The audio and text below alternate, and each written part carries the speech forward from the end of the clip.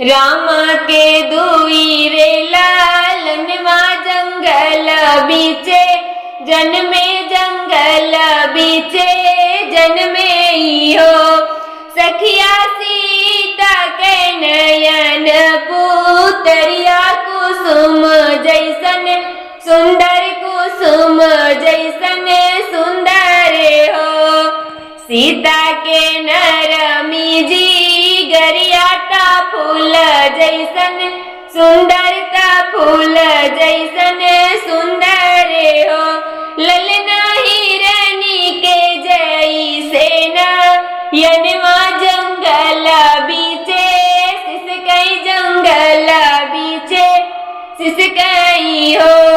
लौकुश के मोहनी सूरतिया ता सीता जीनी हारई ता सीता जीनी हारई हो। सखिया धीरे धीरे पलन झूलावई मन ही मन सोचई मन ही मन सोचई हो। आजू जे होतिया वधपुर महल जगमग होते महल जगमग होते ही हो। सखिया ससुर जे होते राजा दशरथ मोतियालू टौते ता मोतियालू टौते नी हो। सासू जे होती कौशल्या रानी अन धन लूटौती तायन धन लूटौती नी हो। ललना फूल के बजती था रियवा निरख सुख पाइत निरख सुख पाईती हो।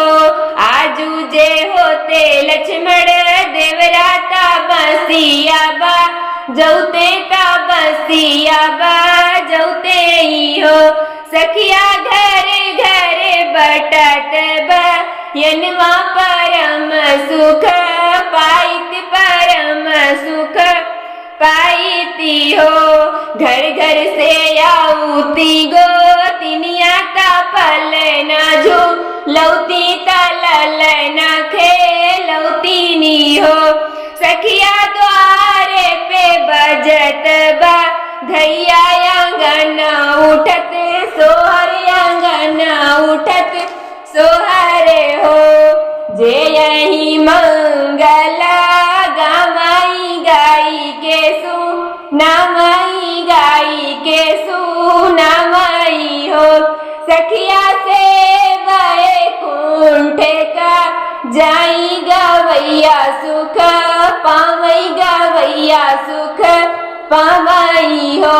सखिया से वैकुंठ का जाई सुनैया सुख पावई देखैया सुख पावई हो।